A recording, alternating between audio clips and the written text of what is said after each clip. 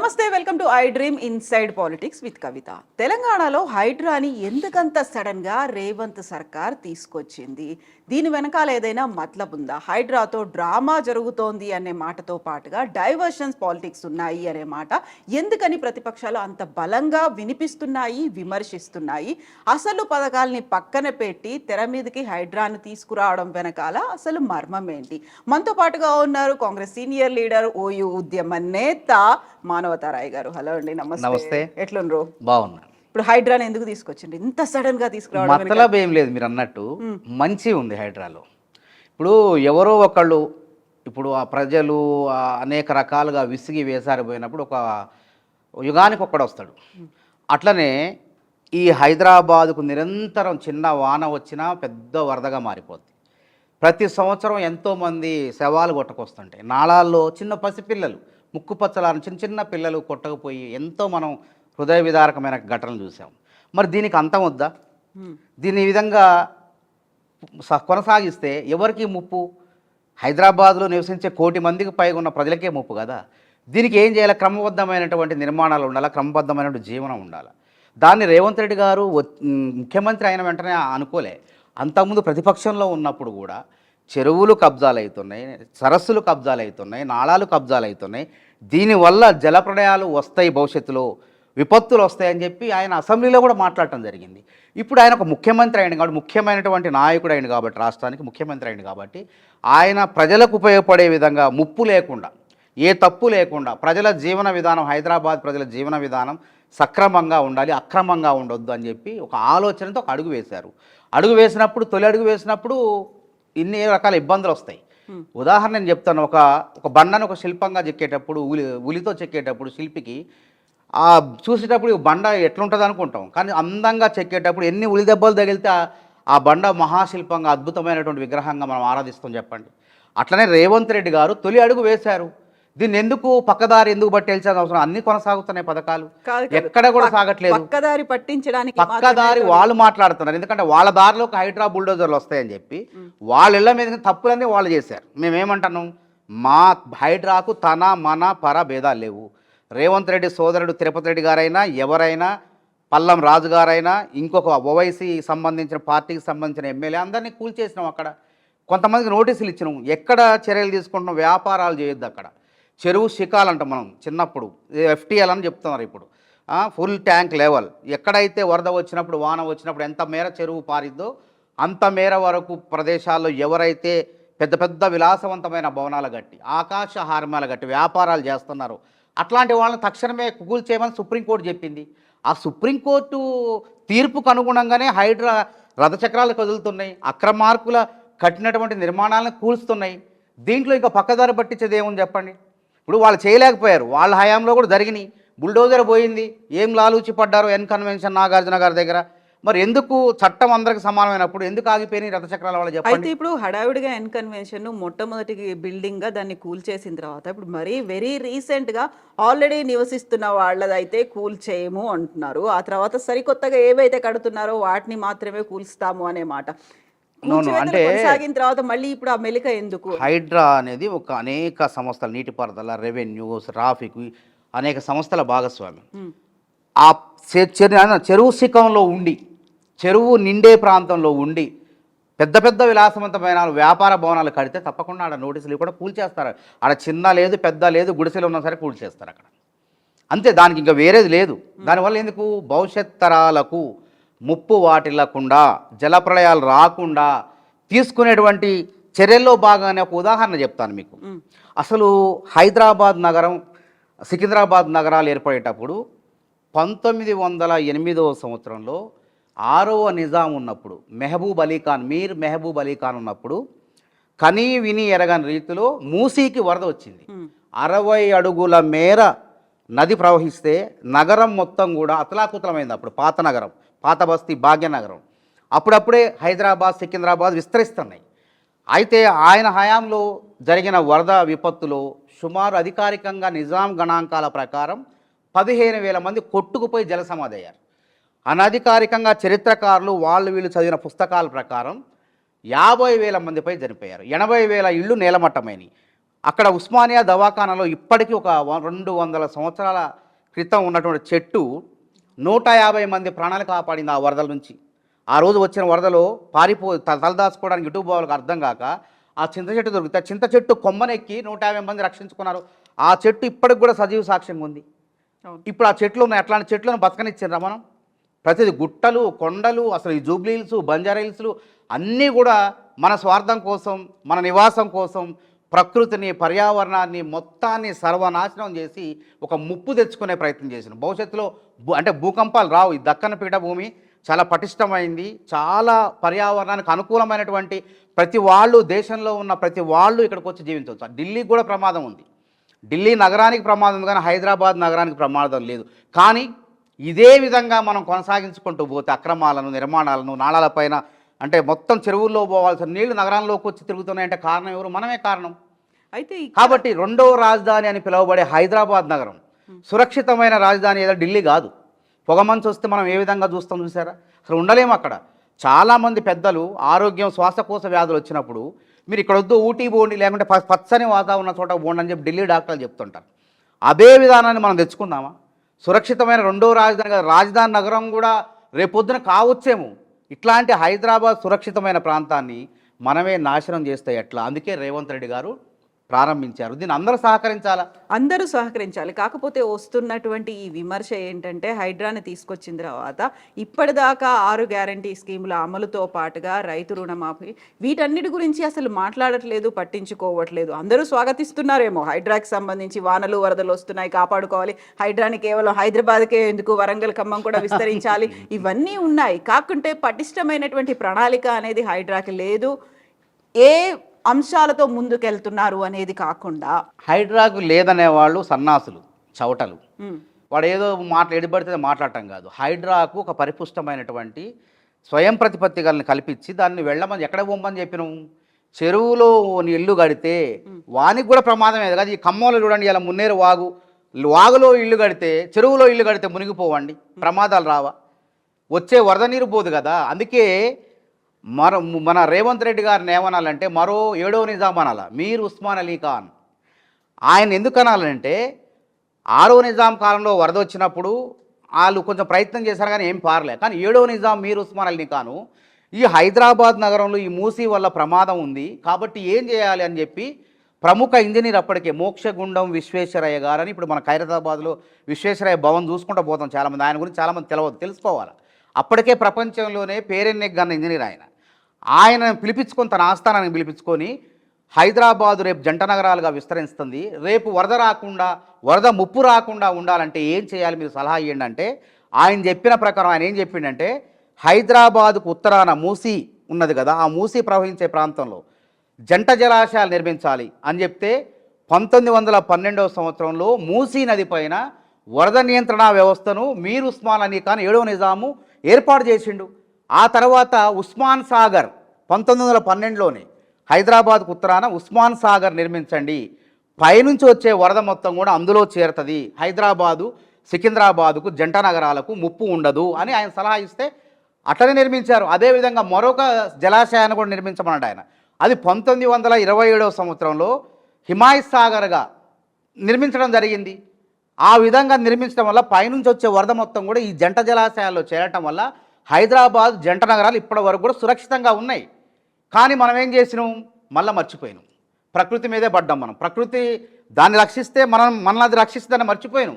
కనీసం ఇంగిత జ్ఞానం మర్చిపోయి ఆ జంట జలాశయాల్లో వరద రాకుండా అక్కడ కూడా ఆక్రమించేసి ఆ జంట జలాశయం ఉస్మాన్ సాగర్, హిమాయత్ సాగర్ పరిధిలో కూడా ఇష్టం వచ్చినట్టు ఆక్రమించేసినాం. అవి రెండు, ఆ జంట జలాశయాలు కూడా హైదరాబాదు ప్రజల యొక్క దాహార్తిని తీరుస్తాయి. ఇప్పటికి కూడా తీరుస్తున్నాయి. కృష్ణా జలాలు, గోదావరి జలాలు ఇంకిపోయినా ఒక్కోసారి అక్కడి నుంచి కూడా మనం నీళ్ళు తెచ్చుకోం. ఇంకిపోతే అక్కడి నుంచి అవకాశం నీళ్ళు తెచ్చుకున్నాం. కానీ ఆ పరిధిలో కూడా ఇష్టం వచ్చినట్టు అన్ని రాజకీయ పార్టీలు, అందులో కాంగ్రెస్, బీజేపీ, బీఆర్ఎస్, ఇంకా బీఆర్ఎస్ అయితే మరీ 10 ఏళ్ల కాలంలో ఇష్టం వచ్చినట్టు జరిగింది. ఆడ జన్వాడ ఫామ్ హౌస్ కూడా ఆ పరిధిలో ఉంది. ఎందుకు చెప్తున్నానంటే ఇది చరిత్ర కూడా తెలుసుకోవాలి ఈ తరం. జన్వాడ ఫామ్ హౌస్ అవును. నేను చెప్తా, దాని గురించి చెప్తా. జన్వాడ ఫామ్ హౌస్ కి సంబంధించి చూస్తే రంగనాథ్ గారు ఒక మాట చెప్పారు, అది జీవో 111 కింద అదే, వస్తుంది, నేను హైదరాబాద్ దాని గురించి పరిధిలో. చెప్తా. అయితే జీవో 111 ని ఇప్పుడు రేవంత్ సర్కార్ ఏం చేస్తుంది? గతంలో కేసీఆర్ అసలు సర్కార్ జీవో- తొలగించింది. నేను అక్కడికి వస్తాను ఇప్పుడు. ఇప్పుడు జనవాడ ఫామ్ హౌస్ ఎందుకు తెచ్చానంటే ఆ జంట జలాశయాల పరిధిలో ఇష్టం వచ్చినట్టు పారిశ్రామికవేత్తలు, సినీ తారలు, ఆకాశ హార్మ్యాలు, విలాసవంతమైనటువంటి వ్యవసాయ క్షేత్రం అంటే ఫామ్ హౌస్లు నిర్మించుకొని ప్రకృతికి విఘాతం పర్యావరణానికి ముప్పు కలిగించారు. అయితే అప్పుడు తెలుగుదేశం ప్రభుత్వం 96వ సంవత్సరంలో 26-27 ఏళ్ల క్రితం తెలుగుదేశం ప్రభుత్వం అధికారంలో ఉంది. అప్పుడు పాపం వాళ్ళు పర్యావరణం మీద కాస్త అవగాహన ప్రేమ ఉండి చంద్రబాబు నాయుడు గారు వాళ్ళు ఎవరు మొత్తానికి ఇక్కడ ఈ పరిధిలో మనం కనుక ఈ జలాశయాల పరిధిలో భూమిని బరిభాగాన్ని రక్షించకపోతే, పర్యావరణం రక్షించకపోతే భవిష్యత్ హైదరాబాద్కు ప్రమాదం అని చెప్పి వాళ్ళు ఏం చేశారంటే 111 జీవో తీసుకొచ్చారు. 111 జీవో ప్రకారం ఏంది, 84 గ్రామాలు, ఈ రెండు జంట జలాశయాలు ఉన్న పరిధిలో 84 గ్రామాల్లో 10 కిలోమీటర్ల మీద ఎవరు కూడా శాశ్వతమైనటువంటి కట్టడాలు కట్టొద్దు. ఒకవేళ మనకు 1000 గజాల స్థలం ఉంటే మనం 50 గజాల్లోనే తాత్కాలికమైనటువంటి స్లాబులు లేనటువంటి ఇల్లు కట్టుకోవాలి, వ్యవసాయం చేసుకోవచ్చు. వ్యవసాయం వల్ల పర్యావరణానికి ఏమి ఉండదు, పంట పండుతుంది, దానివల్ల నష్టమే లేదు, మళ్ళీ సాగు జరుగుతూనే ఉంటుంది, అది నిరంతర ప్రక్రియ. కానీ వరద నీరు, జలాశయాల్లో పోవాల్సిన వరద నీరు ఆక్రమించే విధంగా, ఆగిపోయే విధంగా పెద్ద పెద్ద కట్టడాలు, గోడలు కూడా, ఇంటి చుట్టూ ప్రహరీలు కూడా కట్టొద్దు అనేటువంటి చాలా నిబంధనలు ఉన్నాయి. దాన్ని యథేచ్ఛగా ఉల్లంఘించి బడాబాబులందరూ కూడా అక్కడ కట్టి పర్యావరణానికి ముప్పు తెచ్చారు. తెలుగుదేశం గవర్నమెంట్ అడ్డుకట్ట వేసింది. కానీ తర్వాత ఏం చేసింది కేసీఆర్ ప్రభుత్వం, జనవాడ ఫామ్ హౌసు తన కొడుకుది ఉంది అక్కడ ఆ పరిధిలో. పిరంగి నాల అంటే గండిపేట చెరువులో పోయే నాలాని, కాలువని, అంటే వరద నీరు మొత్తం కూడా సంగారెడ్డి అటు నుంచి వచ్చే వరద నీరు మొత్తం కూడా ఆ నాలా ద్వారా, కాలువ ద్వారా మన గండిపేట చెరువు ఆ ప్రాంతాల్లో కలిసి, అంటే వరద రాకుండా అందులో వెళ్ళిపోద్ది, ఆ చెరువులోకి వెళ్ళిపోద్ది. అట్లా పొయ్యే కాలువను కూడా ఆపేసి మొత్తం పూడ్చేసి 1,00,000 చదరపు కిలోమీటర్ గజాల పరిధిలో ఆయన విలాసవంతమైన ఫామ్ హౌస్ కట్టిండు. దాన్ని ఎవరు బయట పెట్టారు? పిసిసి అధ్యక్షుడిగా, తెలంగాణ ప్రదేశ్ కాంగ్రెస్ కమిటీ అధ్యక్షుడిగా ఉన్నప్పుడు రేవంత్ రెడ్డి గారు అక్కడికి వెళ్ళి, కొండా విశ్వేశ్వరరెడ్డి గారు అప్పుడు ఆయన వెళ్ళి ఆ భాగవతాన్ని బట్టబయలు చేస్తే రేవంత్ రెడ్డి గారు ఎంపీ అని చూడకుండా, ఒక పార్టీ అధ్యక్షుడు అని చూడకుండా చిన్న పిటి కేసులో ఆయన్ని 15 రోజులు చర్లపల్లి జైల్లో చీకటి కొట్టం, అంటే ఉగ్రవాదుల్ని బంధించే, కఠినమైనటువంటి నేరాలు చేసిన వాళ్ళని బంధించే గదిలో బంధించారు. పోనీ అప్పుడు ఏమన్నాడు, ఆయన మీద కేసు పెట్టేటప్పుడు అది నాదే అన్నాడు ఎఫ్ఐఆర్లో. ఇప్పుడు ఏమన్నాడు, అది నాది కాదు, నా దోస్తుది అంటాడు కేటీఆర్. ఎందుకు? నాయకుడు అనేవాడు కానీ, ఒక సినిమా తారలు కానీ ఆదర్శంగా ఉండాలి. మనమే చట్టాలను ఉల్లంఘిస్తే ప్రజలు ఎట్లా ఫాలో అవుతారు చెప్పండి? మనమే తప్పు చేస్తే వాళ్ళు తప్పు చేయరా? మన సమాజానికి మార్గ నిర్దేశనం చేసేవాళ్ళం, దారి చూపెట్టేవాళ్ళం. నాయకులన్నా, తారలన్నా, వివిధ రంగాల్లో పేరు ప్రఖ్యాతులు ఉన్నవాళ్ళు కూడా 10 మందికి ఆదర్శంగా ఉండాలి. మనమే కంచే చేను వేసినట్టు మనమే మొత్తం తప్పులు చేస్తే ప్రజలు మనం ఏం సంకేతం ఇచ్చినట్టు, ఏం సందేశం ఇచ్చినట్టు? కాబట్టి అక్కడ కూడా వాళ్ళు ఆదర్శం తప్పి ఏం చేశారు, ఆ 111 జీవోని క్యాబినెట్ 2022వ సంవత్సరంలో కేసీఆర్ ప్రభుత్వం వాళ్ళ కొడుకు సౌలభ్యం కోసం, వాళ్ళ కొడుకు అక్రమ నిర్మాణం కూల్చకుండా, వాళ్ళ భాగవతం బయటపడకుండా 111 జీవో పరిధిలో ఉన్న ఇల్లుని, ఆ జీవోని అసలు ఈ జీవో లేకుండా పోతే కదా అని చెప్పి ఆ జీవోను లేకుండా చేసి మళ్ళీ పర్యావరణానికి ముప్పు తీసుకొచ్చారు. అది తప్పు కాదా? ఆలోచన చేయండి. అంటే నీ స్వార్థం ఏం చేద్దామని, యాక్చువల్గా అది జీవో 111 పరిధిలో వస్తుంది, హైడ్రా పరిధిలోకి రాదన్నారు. జీవో 111 ఏం చేస్తారో తెలియదు. హైడ్రా పరిధి విస్తరించింది. హైడ్రా అని అసలు రాష్ట్ర వ్యాప్తం తీసుకురమ్మంటున్నారు ప్రజలంతా. ఖమ్మం వాళ్ళుగా ఖమ్మం ఏంది, నల్గొండ ఏంది, వరంగల్ ఏంది, కరీంనగర్ ఏంది, అందరు అడుగుతున్నారు. భద్రకాళి చెరువు చూడండి, పోయి ఎన్ని చెరువులు ఆడ, ఎన్ని కబ్జాలు జరిగినాయి. అంటే మనమే మన నాశనాన్ని మనమే కోరుకుంటున్నాం, మనమే చేసుకుంటున్నాం, మనమే కారకలే, మన గొయ్యి మనమే దోవుకుంటున్నాం. కాబట్టి రేవంత్ రెడ్డి గారు ఒక మరో మీర్ ఉస్మాన్ అలీ ఖాన్ లెక్క ఆలోచన చేసి ఒక హైడ్రా అనేటువంటి సంస్థను స్థాపించి, ఒక అధికార రంగనాథ్ అనేటువంటి ఒక నిబద్ధత కలిగినటువంటి ఒక అధికారిని తీసుకొచ్చి అక్కడ పెట్టారు. అక్కడ పెట్టినప్పుడు వీళ్ళు చేసేది రాజకీయం. అక్కడ రుణమాఫీ అవుతుంది, రుణమాఫీ ఆగదు, 31,000 కోట్లు కేటాయించారు, 22,30,000 పైసలకు ఆయన ఇంకా దరఖాస్తులు తీసుకుంటున్నారు. సాంకేతిక కారణాల వల్ల వెనక్కి వచ్చినటువంటి వేసిన డబ్బులు వెనక్కి వస్తే అది ఎందుకు వచ్చినాయి అని చెప్పి మరి అగ్రికల్చర్ అధికారుల ద్వారా అప్లికేషన్ తీసుకొని మళ్ళీ మిగిలిన వాళ్ళకు కూడా ఖాతాలో జమ అవుతున్నాయి, కాబోతున్నాయి త్వరలోనే. అక్కడ సమస్య లేదు, ఇంకెక్కడ సమస్య ఉంది, పక్కదారి ఏడబడతాను చెప్పండి. అరే వీళ్ళు చేయని స్కిల్ యూనివర్సిటీని తీసుకొచ్చిన మేము, నైపుణ్య విశ్వవిద్యాలయం, తెలంగాణ యువతకు నైపుణ్య విశ్వవిద్యాలయం అనే ఆలోచన ఏమైనా చేసిర్రా వీళ్ళు చెప్పండి? అది చేత కాలేదు. నిరుద్యోగులకు జాబ్ క్యాలెండర్ అనే ఆలోచన, నేను నిరుద్యోగ జేఏసీగా 10 ఏళ్ళు కొట్లాడి 40 కేసులు పెట్టుకుంది ఎందుకు తెలుసా? ఎప్పుడు వేస్తారు జాబ్ క్యాలెండర్? ఉద్యోగాల మా మొదటి డిమాండ్ నాది కానీ కోదండరామ్ సార్ది కానీ, మేము మొదటి డిమాండ్ ఏంటి నిరుద్యోగుల గురించి మాట్లాడినప్పుడు జాబ్ క్యాలెండర్ వేయండి. జాబ్ క్యాలెండర్ వేస్తే ఒక గందరగోళం ఉండదు నిరుద్యోగికి. ఏ ఉద్యోగానికి ఎప్పుడు తయారు కావాలో సిద్ధపడతారు, చక్కగా ప్రణాళికాబద్ధంగా చదువుకుంటారు, ఒక గందరగోళం ఉండదు. దాన్ని తెరదించండి అని చెప్తే పట్టించుకోలేదు. జాబ్ క్యాలెండర్ ని మేనిఫెస్టోలో పెట్టారు, దాన్ని రిలీజ్ చేశారు. ఇప్పటిదాకా ఎన్ని ఇప్పుడు సెప్టెంబర్ ఇవ్వాలే చూడండి. ఎంతమంది రిక్రూట్ అయ్యారు? ల్యాబ్ టెక్నీషియన్లు 1280 ల్యాబ్ టెక్నీషియన్లు, 2000 మంది నర్సులు సంబంధించినటువంటి స్టాఫ్ నర్సులకు సంబంధించిన ఉద్యోగాలు ఈ సెప్టెంబర్ నెలాఖరులో జాబ్ క్యాలెండర్ ద్వారా భర్తీ కాబోతుంది. ఎంత మందికి వస్తుంది అది? 3000 మంది. 2 లక్షల ఒక్క నోటిఫికేషన్ నేను 2 లక్షల అది కూడా మంది ఉంది. అవుతాయా ఈ 2 లక్షల మందికి రుణమాఫీ చేసి రైతన్నల రుణం తీర్చుకున్నాం. 2 లక్షల ఉద్యోగాలు రాష్ట్ర ప్రభుత్వంలో భర్తీ చేసి నిరుద్యోగుల రుణం కూడా తీర్చుకోబోతున్నాం. 3 నెలల్లో అవుతాయా అని? 3 నెలలు కాదు మేడం, ఇది ప్రక్రియ ఉన్నది కదా కొంత. ఇప్పుడు 3 నెలల అని ఒక నిర్దేశం కాదు, మేము అనుకున్నది సాధిస్తాం. 3 నెలల్లో 4 నెలల్లో 5 నెలల్లో జాబ్ క్యాలెండర్ అయితే వాళ్ళు తేంది మేము తెచ్చినాం. ఇంకెక్కడ నిరుద్యోగుల ఉద్యమాన్ని ఏదో కృత్రిమ ఉద్యమం చేయించబోయారు. యూనివర్సిటీలో అయింది కదా, ఏమైంది? అందరూ సక్రమంగా చదువుకుంటూ సంతోషపడుతున్నారు, సంబరపడుతున్నారు. అరే వాళ్ళు చేయలేంది వీళ్ళు చేసిండ్రే. అరే నియామకాల పునాదుల మీద తెలంగాణ వచ్చిందే, నియామకాల పునాదుల మీద కదా. మా ఉద్యోగాలు మాకు కావాలా, మా కొలువులు మాకు కావాలా, సీమాంధ్రులు కొట్టకపోతారు మా ఉద్యోగాలు, వాళ్ళు తన్నకపోతారు అని చెప్పాక తెలంగాణ వచ్చింది. మరి నియామకాలు ఏం చేసారు మీరు?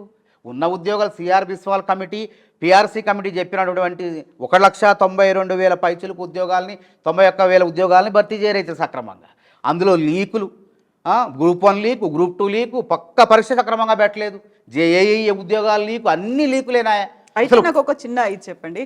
పెట్టినటువంటి మేనిఫెస్టోలో మొదటి సంవత్సరంలోనే 2 లక్షల ఉద్యోగాల భర్తీ అన్నారు. ఇప్పటిదాకా ఇప్పుడు మిగిలినటువంటి మనం సెప్టెంబర్లో ఉన్నాము, అక్టోబర్, నవంబర్, డిసెంబర్, ఈ హార్డ్లీ 100 రోజులు అనుకోండి. ఈ 100 రోజుల్లో ఎన్ని అవుతాయి? 2 లక్షల ఉద్యోగాలు భర్తీ చేస్తామన్న మాట వాస్తవమే సంవత్సరంలో. కానీ ఎలక్షన్లు వచ్చినాయి, 3 నెలలు పార్లమెంట్ ఎన్నికల్లో పోయినాయి.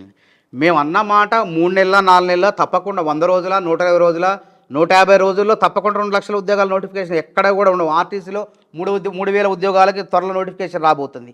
ఆర్టీసీలో వివిధ డ్రైవర్ దగ్గర నుంచి అన్ని, అందులో ఉన్నటువంటి సూపరింటెండెంట్లు తప్పితే రకరకాల ఉద్యోగాలు అన్నీ కూడా భర్తీ చేయబోతున్నాం. టీచర్ ఉద్యోగాలు కూడా 13,000 టీచర్ ఉద్యోగాలు, మళ్ళీ పెద్ద డిఎస్సి, కానిస్టేబుల్ ఎస్ఐ ఉద్యోగాలు రాబోతున్నాయి. అన్నీ కూడా మేనిఫెస్టోలో పెట్టిన ప్రకారం ఒక రోజు అటు ఇటు పరిస్థితులను బట్టి అనుకున్నవి ఒకేసారి కుదరదు. కేసీఆర్ వాళ్ళే కాదు రుణమాఫీ, ఆయన ఎన్నిసార్లు చేసిండు చెప్పండి? 10 ఏళ్లలో అంచెలంచెలుగా 4 సార్లు చేసిండు, సగం మందికి ఈయనేలే. ఇంకా అందుకే మేము అట్లా కాదు, కాంగ్రెస్ ప్రభుత్వం అట్లా లేదు. కాంగ్రెస్ ప్రభుత్వం ఇప్పటికీ గ్యాస్ సబ్సిడీ 500 ఇస్తున్నాం. దాదాపు 42 లక్షల మందికి 500 రూపాయల చొప్పున సిలిండర్ అందిస్తున్నాం మేము. ఆ సంఖ్య ఇంకా పెరిగిద్ది, రేపో ఎల్లుండి పెరగవచ్చు. 200 యూనిట్లు అన్నాం, అది దాదాపు 43-44 లక్షల మందికి 200 లోపు జీరో కరెంటు బిల్లు ఇచ్చి వాళ్ళకి డబ్బులు తీసుకోవట్లే వాళ్ళ దగ్గర, అది కల్పిస్తున్నాం. అదేవిధంగా రుణమాఫీని ఏకకాలంలో చేసినాం.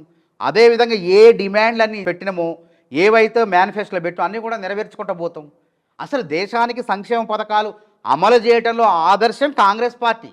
అసలు రుణమాఫీ అనే ఆలోచనని పెట్టిందే కాంగ్రెస్ పార్టీ. ఆ రోజు దేశవ్యాప్తంగా రుణమాఫీ చేస్తారంటే ఇదే బీజేపీ వాళ్ళు ఎట్లా చేస్తారు, కమ్యూనిస్టులు సైతం ఇది కాదన్నారు.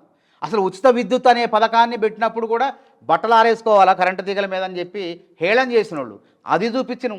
ఉచిత విద్యుత్ ఇచ్చింది కాంగ్రెస్ పార్టీ. దేశవ్యాప్తంగా 70,000 కోట్ల రుణమాఫీ చేసి కాంగ్రెస్ పేదల పక్షం, రైతుల పక్షం అని నిరూపించుకుంది. రాష్ట్రంలో, ఉమ్మడి రాష్ట్రంలో ఆ రుణమాఫీ ద్వారా 14,000 కోట్లు రైతులకు రుణమాఫీ అయింది. ఇప్పుడు కూడా అసలు ఈ బడ్జెట్లో చూడండి, అసలు ఎక్కడ కూడా చరిత్రలో ఏ రాష్ట్రంలో కూడా ఇంత బడ్జెట్ రైతులకు కేటాయించలేదండి.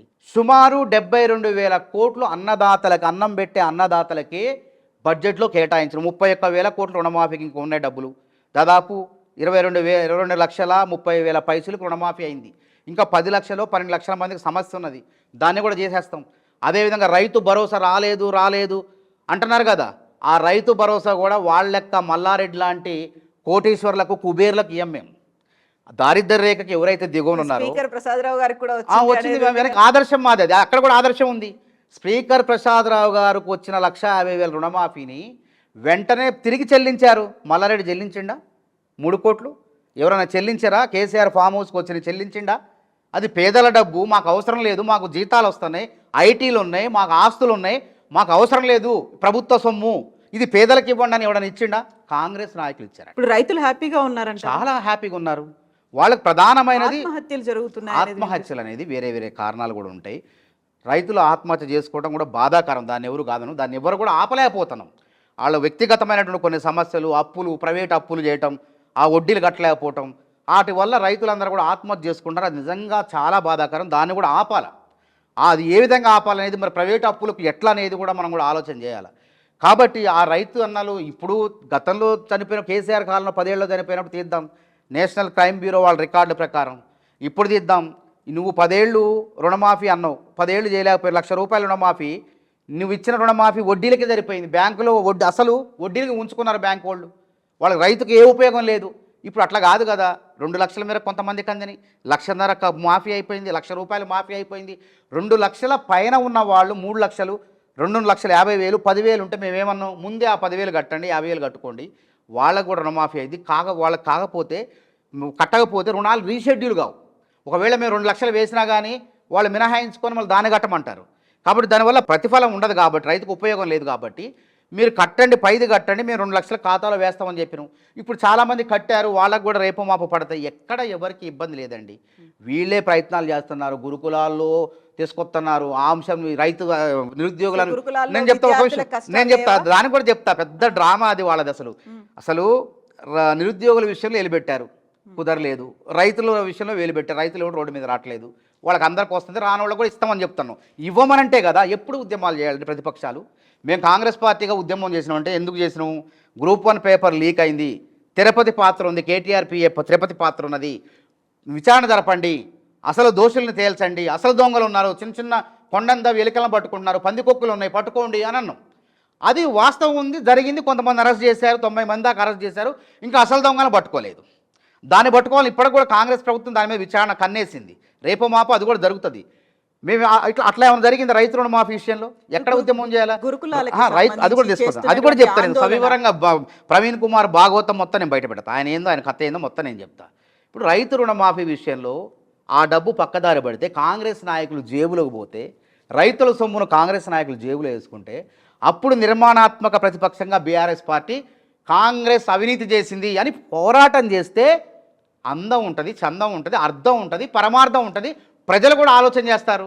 అరే ప్రజలకు అందిస్తున్నాం, పోతున్నాయి, చేరతున్నాయి, సాంకేతిక కారణాలతో ఆగిపోయినాయి అంటే దాని మీద ప్రెస్ మీడియా సురేందర్ రెడ్డి అట చనిపోయిండు పాపం. ఆయన రైతు, ఆయన ఎందుకు చనిపోయిండు. మాకు కూడా బాధ ఉన్నది. ఏ రైతు చనిపోవద్దు. తల్లికి 1,50,000 రుణమాఫీ అయినాయి. దాన్ని హరీష్ రావు గారు ప్రెస్ మీట్ పెట్టి పక్కదారి పట్టించే విధంగా, అంటే రైతులు రెచ్చగొట్టే విధంగా, ఆయన చనిపోయింది రుణమాఫీ కోసం అంటే, వాళ్ళ ఇంట్లో ఒక రుణమాఫీ ₹1,50,000 అయింది. ఆయన వేరు కుటుంబం ఉంటే, ఆయనకు రేషన్ కార్డు లేకపోయినా కానీ ఆయనకున్న 2 లక్షల రుణమాఫీ ఉంటే 2 లక్షల రుణమాఫీ చేస్తున్నాం, చేసి తీరుతాం. అందరికి అట్లా అవుతున్నాయి.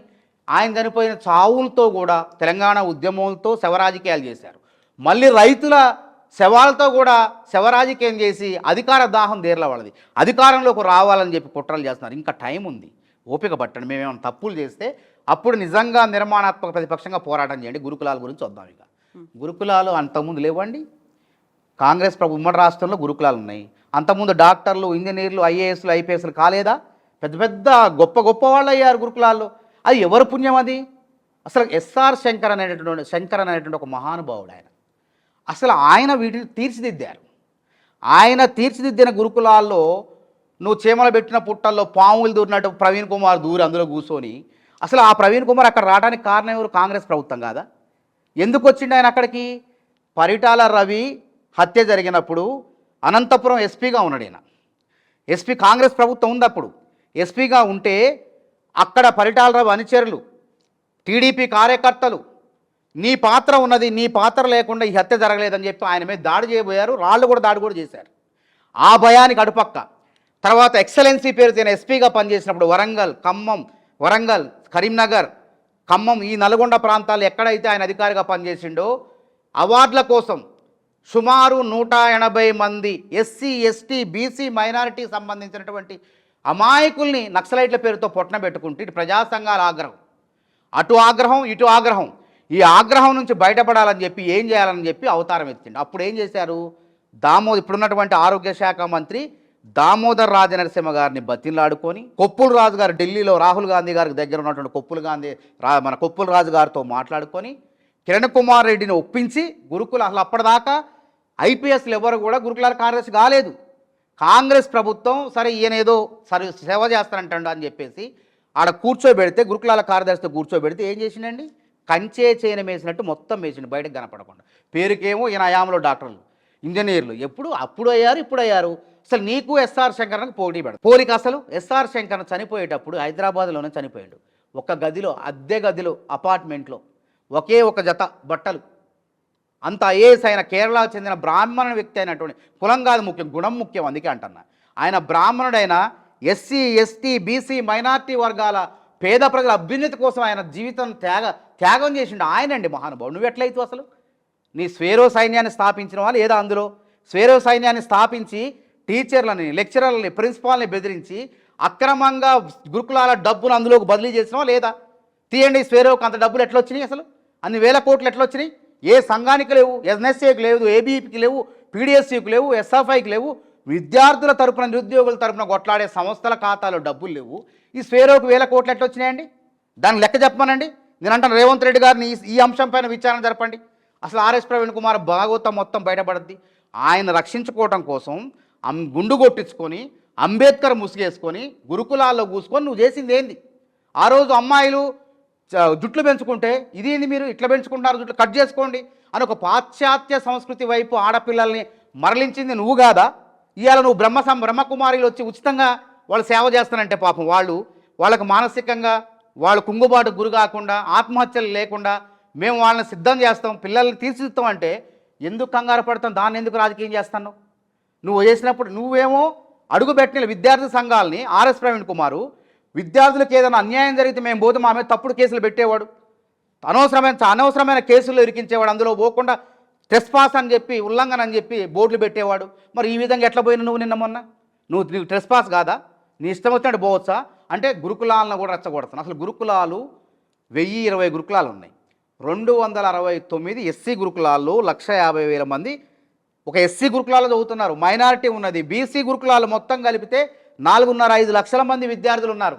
ఇక్కడ రాజకీయం చేయాలని చూస్తున్నారు. కేసీఆర్ ఉన్నప్పుడే మంచిగున్నది, ఆర్ఎస్ ప్రవీణ్ కుమార్ ఉన్నప్పుడే మంచిగున్నది. మరి రేవంత్ రెడ్డి పాలనలో గురుకులాలు బాగోలేవు, చదువు చెప్పట్లేదు అంటే ఆర్ఎస్ ప్రవీణ్ కుమార్ కన్నా డాక్టర్లు లేరా, ఇంజనీర్లు లేరా? ఆర్ఎస్ ప్రవీణ్ కుమార్ తొలగిపోయిన తర్వాత ఎంతమంది డాక్టర్లు అయ్యారు, ఎంతమంది ఇంజనీర్లు అయ్యారు, ఎంతమంది సివిల్ సర్వీస్ ప్రిపేర్ అవుతున్నారు లెక్కదిద్దాం. ఇప్పుడెందుకు పిల్లలు బయటకు వచ్చి బయటికి రెచ్చ చెప్తున్నా కదా, ఈ వాసనలు అక్కడ ఉన్నాయి.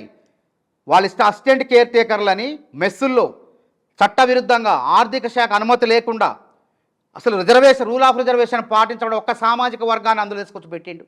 వాళ్ళు అక్కడ కూర్చున్నారు, కావాలని పిల్లల్ని రెచ్చగొడుతున్నారు. అందుకే నేను చెప్తున్నా ప్రభుత్వానికి, ఇంకా ఆయన వాసనలు ఉన్నాయి అక్కడ. ఆయన పెట్టినటువంటి సెక్రటరీ మారిండే కానీ అక్కడ ఆయన మనుషులు ఇంకా ఉన్నారు. కావాలని రెచ్చగొట్టి రాజకీయం చేస్తున్నారు. తెలంగాణ గురుకుల పేరెంట్ అసోసియేషన్ ఎవరు పెట్టారండి? ఈయన పెట్టలేదా? సొమ్ము ఒకటిది సోకొకటిది లెక్క. ఇష్టం వచ్చినట్టు ప్రభుత్వం ఏమో సొమ్మియటం, సోకేమో ఆర్ఎస్ ప్రవీణ్ కుమార్ది. అసలు మాలావత్ పూర్ణని ఎవరెస్ట్ ఎక్కించింది ఎవరండి? ప్రవీణ్ కుమారా? కాంగ్రెస్ ప్రభుత్వం అది ప్రోత్సహించలేదా? కాంగ్రెస్ ప్రభుత్వం ప్రోత్సహిస్తేనే కిరణ్ కుమార్ రెడ్డి పేద పిల్లలు ఎక్కాలి ఎవరెస్ట్. మాలావత్ పూర్ణ ఆనంద్ ఇద్దరు అమ్మాయి అబ్బాయి ఇద్దరిని కూడా వాళ్ళకి ఆర్థికంగా నిధులు ఇచ్చి కోచ్నిచ్చి ఎవరెస్ట్ శిఖరం ఎక్కేలా చేసింది కాంగ్రెస్ ప్రభుత్వం. ఎమ్మటే ప్రభుత్వం మారంగంలోనే, ఎన్నికల తర్వాత ప్రభుత్వం మారంగంలోనే మరి ఊసరవేలి కదా, ఎమ్మటే రంగులు మార్చుకుంటాడు ఆర్ఎస్ ప్రవీణ్ కుమార్. ఎమ్మటే పోయి కేసీఆర్కి వెళ్ళిపోయి దండం పెట్టుకొని ఇక ఆయన అధికారిగా మళ్ళీ కొంచెం ఇది ఘనత మొత్తం కేసీఆర్ది అని చెప్పి డబ్బా కొట్టిండు. ఇప్పుడు మానవతారాయ్ గారు, ఇప్పుడు గురుకులాలకు సంబంధించి ఏమన్నా సమస్యలు ఉన్నాయా లేవా? వాళ్ళు తెచ్చిన వాళ్ళని పక్కన పెట్టండి. ఇప్పుడు అమ్మాయిలు కూడా బయట వచ్చి కూర్చుంటున్నారు, రోజుల తరబడి వాళ్ళు చేస్తున్నటువంటి ఆందోళన, అందులో సమస్యలు కాదండి. ఏజెన్సీ ఉంది ఏంది, ఎస్ఆర్ శంకర్ అనే ఏజెన్సీ అని పెద్ద అవినీతి అది. అదే దాంట్లో కూడా ఇప్పుడు సోమేష్ కుమార్ జిఎస్టీ కుంభకోణం అవినీతిలో 1000 కోట్లు, ఈ ఆర్ఎస్ ప్రవీణ్ కుమార్ గురుకులాల సెక్రటరీగా చేసిన అవినీతి కూడా 1000 కోట్లు, అదే సమానమైన అవినీతి. దానిపైన సిట్టింగ్ జడ్జితో విచారణ జరిపితే వాస్తవాలు వస్తాయి. అసలు ఆర్ఎస్ ప్రవీణ్ కుమార్కి ఎస్ఆర్ శంకర్ అనే ఏజెన్సీకి సంబంధం ఉంది. ఈయన ఒక బినామీ వ్యక్తులు పెట్టి ఆ ఏజెన్సీని స్థాపించిండు. అసలు ప్రభుత్వ సంస్థలో సెక్రటరీ కార్యదర్శిగా ఉన్నటువంటి ప్రాంతంలో ఎస్ఆర్ శంకర్ కార్యాలయం ప్రైవేట్ ఏజెన్సీ ఎట్లుంటుందండి?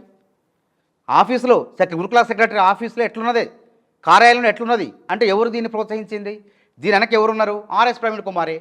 దాని పేరు మీద ఎస్ఆర్ శంకర్ అనే పేరు మీద ఇలా గురుకులాలు, అన్ని గురుకులాల్లో అనేక మందిని, అదేవిధంగా ఆ ఏజెన్సీ ఇలా ప్రభుత్వం ఏమో వాళ్ళ ఖాతాలో, ప్రభుత్వ ఉద్యోగ ఖాతాలు 20,000 వేస్తే వీళ్ళు చేతికి ఇచ్చేది 12,000, 13,000. మిగతాది మొత్తం కూడా వీళ్ళే భోజనం చేస్తారు, ఎస్ఆర్ శంకర్ వాళ్ళు తింటున్నారు.